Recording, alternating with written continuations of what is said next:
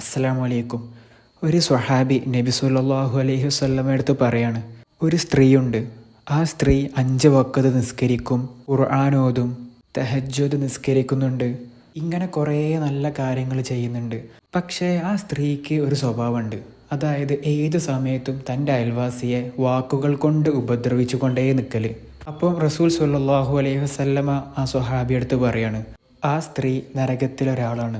കാരണം ആ സ്ത്രീ നാവ് കൊണ്ട് തെറ്റ് ചെയ്തവളാണ്. സൂറത്തു ഖാഫിൽ പറയുന്നുണ്ട്, മാ യൽഫിളു മിൻ ഖൗലിൻ ഇല്ലാ ലദൈഹി റഖീബുൻ അതീദ്. അതായത് നമ്മൾ സംസാരിക്കുന്ന എല്ലാ വാക്കുകളും മലക്കുകൾ റെക്കോർഡ് ചെയ്യുന്നുണ്ട്. ചീത്ത വാക്കുകൾ ഇടത് സൈഡിലുള്ള മലക്കും, നല്ല വാക്കുകൾ വലതു സൈഡിലുള്ള മലക്കുമാണ് റെക്കോർഡ് ചെയ്യുന്നത്.